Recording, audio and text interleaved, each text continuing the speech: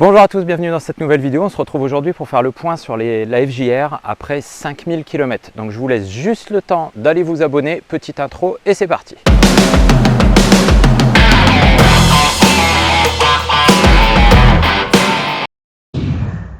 Quand j'ai commencé à rouler avec la FJR, c'était mi-février à peu près. Donc depuis ce temps-là, j'ai fait un petit peu plus de 5000 km. J'avais dit que je me laisserais un petit peu le temps de voir laquelle je préférais entre la FJR et la Phaser.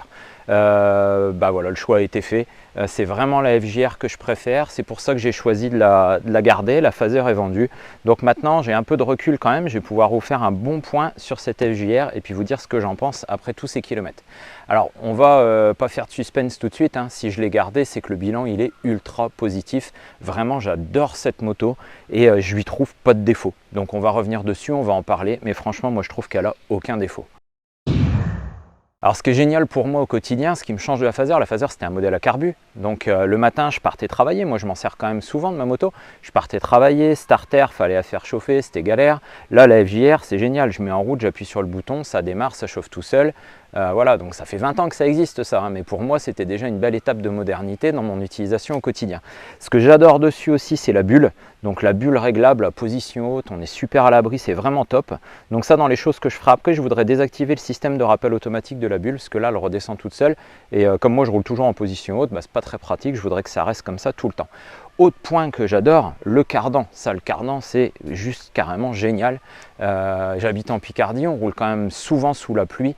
Et le cardan, c'est quand même un truc qui est vraiment super parce que j'ai plus d'entretien de chaîne, j'ai plus rien. Certains se plaignent des à-coups de cardan sur les motos à cardan. Franchement, moi, je trouve que ça va vraiment sur la FJR.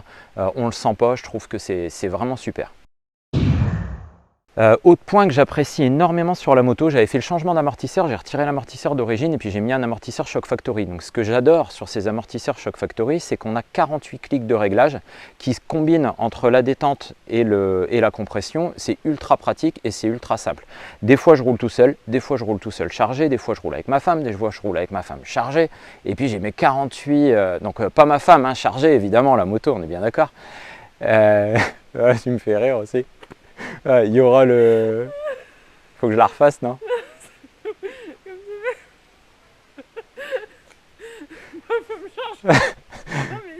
Bon, on recommence.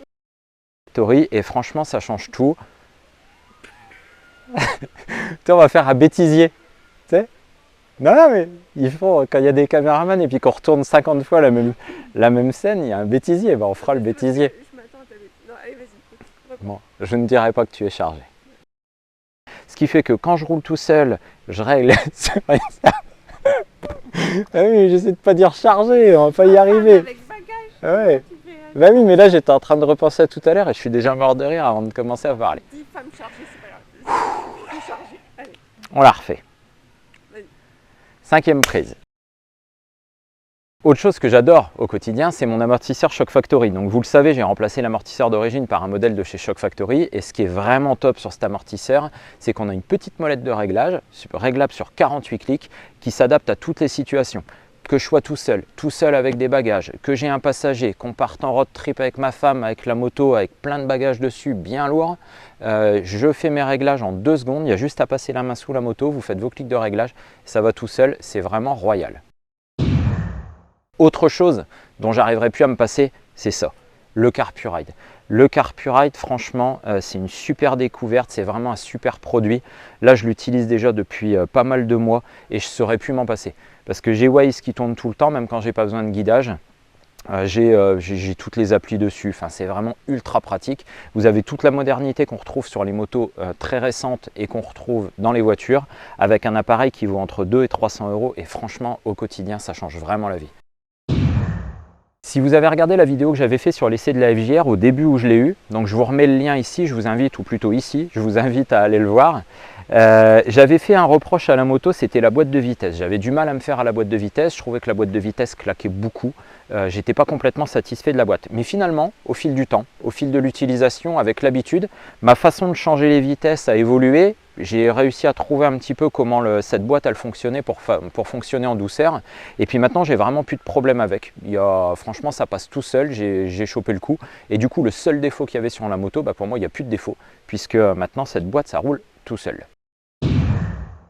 Autre point vraiment où je suis vraiment hyper satisfait sur la moto, alors ça c'est pas propre à la moto, mais c'est les pneus. Les pneus, elle est montée en Road 6 GT.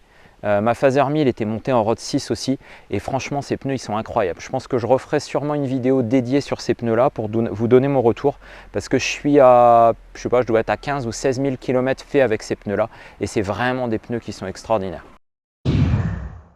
Sur mes 5000 km, aucun problème. Donc au niveau de l'entretien, j'ai refait une vidange, mais c'était même pas obligatoire. J'ai fait une vidange parce que je suis en train de traiter le moteur au Mecacil. Donc j'ai un cycle à respecter pour la mise en place du traitement. Mais sinon, zéro souci. La moto, elle tourne comme une horloge. Je me pose jamais de questions. Je tourne la clé, j'appuie sur le bouton et c'est parti. Elle a roulé par tous les temps. On a fait des grandes distances. On a roulé vraiment au quotidien et aucun souci. La moto est d'une fiabilité remarquable. Donc tous les gens qui hésitent à s'acheter des motos qui ont déjà un peu d'âge. Tous les gens qui veulent se payer une moto routière, une GT, mais qui n'ont pas les moyens de mettre 10, 15, 20 000 euros dans une moto, bah franchement, il ne faut pas avoir peur d'acheter une FJR d'une vingtaine d'années. À partir du moment où vous l'entretenez, à partir du moment où vous savez que la moto a été entretenue, même avec des gros kilométrages, acheter une FJR qui a 20 ans, qui a 100 000 km, si elle a été entretenue, si vous voyez qu'elle est propre, vous n'aurez pas de souci avec. C'est franchement des motos super costauds. Et quand vous la regardez là, quand vous regardez la peinture sur le réservoir, quand vous regardez le cadre, quand vous regardez les plastiques, tout est nickel. C'est une moto qui a 20 ans, elle a entre 87 et 88 000 km aujourd'hui. Elle est dans un état incroyable, ça vieillit super bien. Je voulais vous faire un petit focus sur la conso aussi. Quand j'ai commencé à rouler avec la moto au début, j'étais à 6 litres 5, on va dire à peu près de moyenne en consommation. Le traitement Mecacil commence à se mettre en place et avec le traitement Mecacil, on a toujours un gain. On a un gain de 10-15%. Et là, je suis à moins de 6 litres. Là, ça fait plusieurs pleins d'essence que je fais régulièrement à moins de 6 litres. Donc en roulant sur départemental, un peu de voie rapide, un peu de ville, enfin vraiment un usage courant et mixte. Alors maintenant, qu'est-ce qui va arriver sur la FJR? Parce que j'en ai pas fini avec cette FJR, j'ai encore des petites choses que je veux faire dessus. Alors ça va attendre cet hiver, hein. On a une période là dans la région où on va dire de fin novembre jusqu'à début mars. C'est assez compliqué de rouler, les routes sont vraiment sales, on roule vraiment moins. Donc je vais profiter de cette période-là pour faire ces petites améliorations. Alors qu'est-ce que je veux faire? C'est une moto qui roule tout le temps, donc il y a pas mal d'endroits où j'ai un peu d'oxydation. Si vous regardez ici, vous voyez que j'ai des vis qui sont un petit peu oxydées. Parce qu'elle a quand même roulé souvent sous la pluie. J'ai pas mal de petites pièces comme ça qui sont un petit peu piquées. On a des petites vis aussi au niveau du moteur là qui sont un petit peu piquées. Si on regarde, si vous vous approchez puis que vous regardez là, voilà, on a des petits détails. Alors c'est des détails, hein, je pinaille, mais j'ai les vis au niveau du bocal d'embrayage là qui sont un petit peu rouillées. Les vis ici qui sont aussi un petit peu oxydées.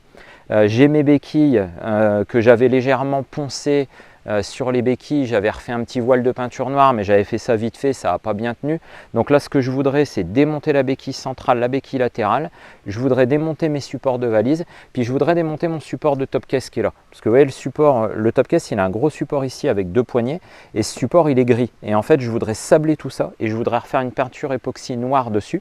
Comme ça, j'aurai les béquilles, j'aurai les supports de valise, j'aurai le support du top case, tout sera noir, brillant, peinture époxy, ça bougera plus, je serai tranquille. Donc ça, c'est les petites choses qui vont venir. Comme je veux profiter de l'hiver aussi pour tout redémonter, pour faire un bon coup de nettoyage, je vais m'occuper de l'immobilisation de la bulle, parce que j'ai vu qu'il y avait a priori un petit contact électrique qu'on peut modifier sous la tête de fourche qui permet de désactiver le retour automatique de la bulle. J'ai ma centrale clignotante à remplacer, qui est caché là-dessous aussi, parce que j'ai mis des clignotants LED sur la moto, mais là j'ai un clignotement qui est très rapide, donc on va passer sur une nouvelle centrale qui va donner un clignotement normal. Il faut que je rechange mes ampoules ici, donc j'ai mis des phares LED, par contre au niveau des veilleuses ça ne fonctionne pas, les ampoules ne vont pas, il faut que je trouve des ampoules qui fonctionnent, on va changer ça, et il faut que j'arrive à trouver, alors à l'arrière j'ai mis des clignotants LED. Par contre, au niveau des feux stop, je suis toujours sur des ampoules classiques. J'arrive pas à trouver des ampoules LED qui fonctionnent sur la FJR. Toutes les ampoules LED que j'ai testées, à chaque fois, elles restent allumées fort, mais j'ai pas la différence entre le feu de position et l'allumage du feu stop. Donc, si jamais il y en a qui ont trouvé des ampoules qui fonctionnent, mettez-le moi en commentaire. Ça m'intéresse vraiment d'avoir les références et de savoir où vous les avez achetées, parce que moi, j'ai pas encore trouvé un modèle qui fonctionne. Au niveau des vidéos, sur ce qui va arriver là cet hiver encore sur la FJR, il faut que je fasse une vidéo sur la vidange moteur et le remplacement du filtre à huile, parce que c'est une petite vidéo mais que je n'ai pas encore faite et qui intéresse beaucoup de monde. Je voudrais aussi m'occuper sur la mienne du graissage du cardan, donc on peut sortir l'arbre au niveau de la boîte de vitesse, il y a un graissage à faire qui normalement se fait tous les 50 000 km, il y a le bras oscillant qui est agressé aussi, ça c'est des choses que je n'ai pas faites l'hiver dernier, donc je voudrais les faire et puis je vais essayer de les filmer. Autre chose que je voudrais faire, je voudrais vider le réservoir, nettoyer le réservoir pour nettoyer la pompe à essence et nettoyer la trémie. Sur la FJR, il n'y a pas de filtre à essence. C'est une petite trémie, un espèce de petit pré-filtre qui est sur la pompe dans le réservoir. Et en fait, sur la moto, j'ai ma jauge sur le dernier quart qui n'est pas très précise. Des fois, je vais allumer la moto, je vais être en réserve et finalement, au fil du temps, en roulant un petit peu, je me retrouve avec 2 carrés qui apparaissent.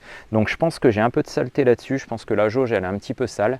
Et ça, je vais le vider, je vais le nettoyer et je vous ferai une vidéo là-dessus pour vous montrer qu'on peut facilement vider tout ça, nettoyer la pompe et puis aller nettoyer à l'intérieur du réservoir pour enlever tous les petits résidus et puis retrouver un réservoir parfaitement nickel.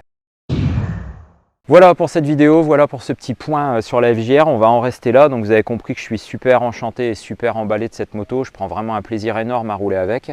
Je ne vois pas aujourd'hui quelle autre moto acheter sans mettre un budget énorme en fait. Je ne vois pas vraiment l'intérêt d'une FJR plus récente. Je ne trouve pas qu'elles aient tant de choses que ça qui soient intéressantes.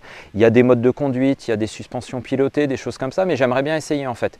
Si j'ai un de mes abonnés qui a une FJR entre 2016 et 2020 qui serait OK pour que je puisse faire un essai et faire une vidéo, ça m'intéresse de comparer les deux. Je pense que ce serait intéressant. On pourrait même faire une vidéo avec les deux motos en se les échangeant et puis à ce que chacun puisse donner son avis, ça pourrait être intéressant. Après, je ne vois pas franchement quoi d'autre acheter. Là, vous avez une moto dans un budget plus que raisonnable. Vous avez un coût d'entretien qui est plus que raisonnable si vous faites la démarche de le faire vous-même, de suivre mes tutos et puis de vous y mettre un petit peu. Un coût d'assurance, un coût de pneus, pareil. J'ai fait plus de 5000 km avec les pneus. Je pense qu'ils sont usés même pas à la moitié. Enfin, franchement, c'est une moto qui reste pour son gabarit et pour ce qu'elle vous apporte plutôt économique. Voilà pour ce petit bilan. J'espère que ça vous aura intéressé, que ça vous aura plu. Si vous avez d'autres questions, si vous avez des remarques, si vous avez des choses à apporter, tous les propriétaires de FJR, n'hésitez pas, la section commentaires est là pour ça. N'hésitez pas à vous abonner, pensez à Instagram aussi, je mets plein de choses supplémentaires sur Instagram. Et je vous dis à très bientôt dans une nouvelle vidéo.